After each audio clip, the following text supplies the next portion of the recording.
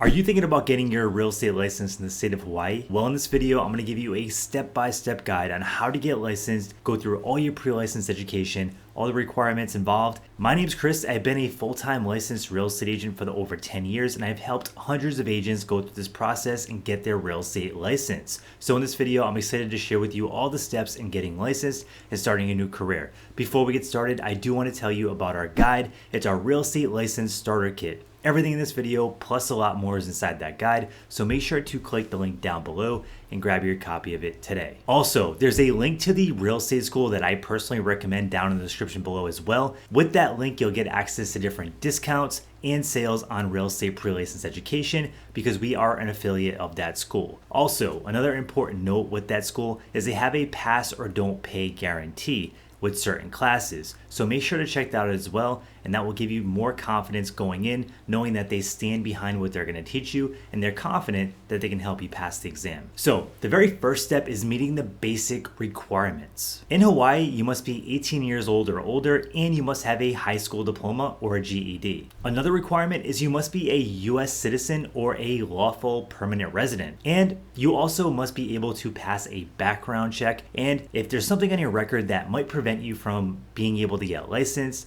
and you're concerned about it, make sure to reach out to the Real Estate Commission because sometimes they do make exceptions and sometimes you can still get licensed and go through this whole process even if there is something on your record.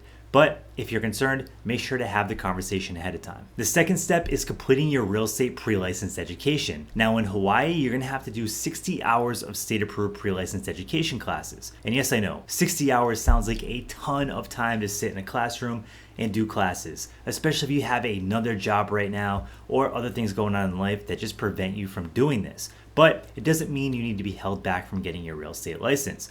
You can do these classes in person or online. In fact, I prefer the online option because it's much more flexible and you can do it with your own lifestyle and at your own pace. But during these classes, make sure you pay attention because you're gonna learn a lot of new things about real estate. Everything from ethics to laws to real estate math, it's all gonna be inside these classes. And this is the foundation that you're gonna build your real estate career on, and it's gonna also help you pass your real estate exam, which is a very important thing. And that's step number 3. Let's talk about passing the real estate exam because that's the next step in this process. Now, you're gonna have to pass this exam with a 70% score or higher. So make sure you study hard and do all the right things to ensure that you have a high chance of passing. A lot of people fail the real estate exam the first time around, and that's okay. If you fail, just retake the test, study really hard, and give yourself a second chance. Just because you fail doesn't mean you're gonna be bad at real estate. I've met so many real estate agents that are complete rock stars that are doing awesome in real estate that failed the real estate exam multiple times. So just because you fail doesn't necessarily mean that you're not going to be a good real estate agent. So just study harder, use some test tools like I'm going to talk about at the end of the video, and give yourself a second chance. Now, when you're ready to schedule your exam, it's all done through PSI testing centers. The best way to do it is to go on their website and schedule your exam at least 24 hours in advance. Now, when you get to the testing center on test day, there's a couple important things that you're going to want to do. The very first one is bring a basic non-scientific calculator for the math portion of the exam. Beyond that, you're going to want to bring 2 forms of identification.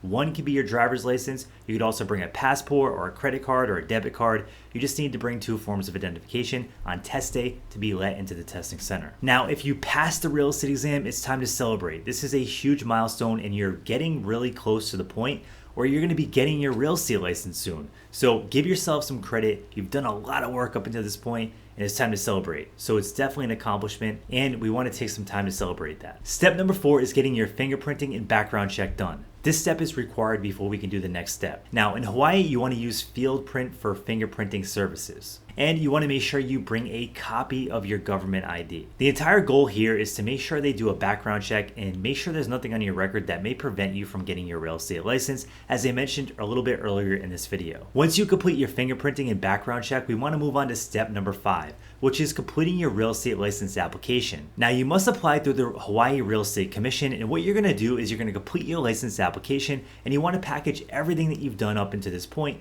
and put it with that application. So you want to get proof of your past pre-license education that's state approved, and you also want to do a couple other things. You want to include a copy of your past real estate exam with a passing score of 70% or higher. And we also want to include our background check that shows we have a clean record, and we want to send that off. Now, if you pass the exam, don't drag your feet too long, because you have to apply for your real estate license in Hawaii within 2 years of passing your exam. Now, I don't think anybody's going to go out there, pass their exam, and never apply for their license, especially within 2 years, but just note that you should get it done as soon as you pass. The last step I want to talk to you about is choosing a sponsoring broker. In Hawaii, you must be sponsored by a broker when you have a real estate license. Now, picking a sponsoring broker is a big deal, because this is going to be your very first real estate mentor.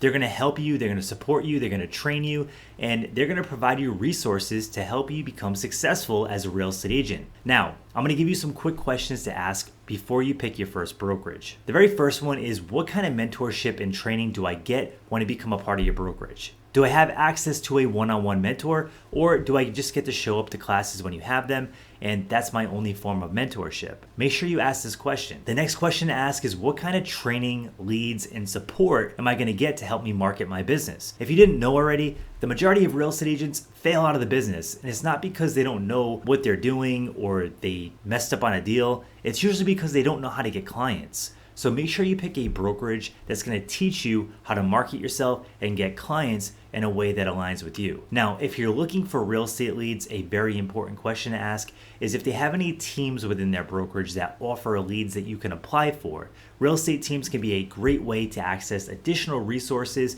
that you usually would have to pay for as a single agent. And the last question to ask is, what kind of commission splits and monthly fees does your brokerage have? Do they have a monthly fee associated with being a part of that brokerage? I've seen some brokerages that charge a couple $100s a month to be a part of that brokerage. And if you're there and you're not closing deals, that might get expensive really quick. So make sure you ask that question.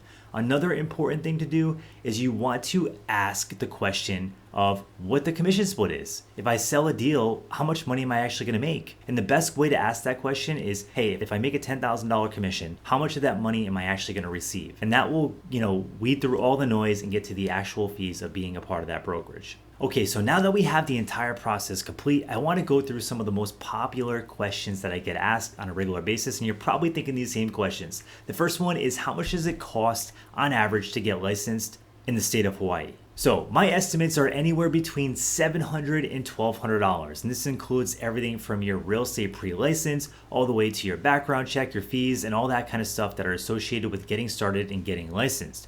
Now, if you shop around or you get different discounts and sales, you might be able to get this done at a lower cost. But on average, it's a very low entry cost to enter a career in a business that has such high potential. I know agents that make a lot of money in this industry, and they all did it just by getting their real estate license and spending a couple $1,000s. So all in all, it's a good investment for most people that end up being successful in this business. The next question, how long does it actually take to get your real estate license? Well, this question is highly dependent on you and how hard you work. If you work very hard and you're very diligent, you can get it done within 6 to 12 weeks. But other people take much longer because they go at their own pace, and that's totally okay. But you can get it done fairly quickly. The next question is the real estate exam actually hard? Well, it can be difficult. A lot of people do fail the exam, but don't let that scare you, because there are so many resources, test tools, and things that you can use to increase your odds of passing the exam that it wouldn't let it scare you. Especially if this is something that you really want to do and it's a big goal of yours, because thousands of agents have passed the real estate exam. Actually, millions of agents have passed the real estate exam. So you can totally do it. Just believe in yourself and study hard, and everything will be okay. The next question, can I get my real estate license online? Well, you can take your real estate pre-license education online in the state of Hawaii, and I actually highly recommend you do so because it's usually more affordable, flexible, and that's the route I would totally take. So if you do want to check that out, there is an affiliate link with some different sales and discounts to the real estate school that I recommend for the state of Hawaii. And the last question, can I do real estate part-time? Well, absolutely you can. I actually have videos on this channel that you can check out as well, all about starting your real estate career on a part-time basis. So make sure to check those videos out. But to answer your question, you absolutely can become a real estate agent part-time. Now, I got a couple pro tips and mistakes for you to avoid. The first pro tip is to start studying while you take your pre-license education. This is going to be good because it's going to cement the things that you learn in class. Make sure you really understand the concepts at a higher level. The next thing is to use tools like CompuCram to study for your exam. I highly suggest you check them out. CompuCram is a great tool because what it does is it puts you through test-like simulations where you can study for your exam through their tool, and it increases the odds of you passing at a much higher level. So I definitely recommend you check out the prep tools that are available for you to study and give yourself the odds of passing the exam at a much higher rate. Now, a couple things to avoid. The first one is don't pick the first brokerage you talk to. There are so many brokerages out there. Make sure you interview with multiple brokerages before you decide which one is the right fit for you. And the next thing is don't skip practice exams. The more you can practice taking the exam before you actually go take the real test, the higher the odds of you passing and getting a good score on your real estate exam becomes. So if you have any additional questions, drop it in the comment section below.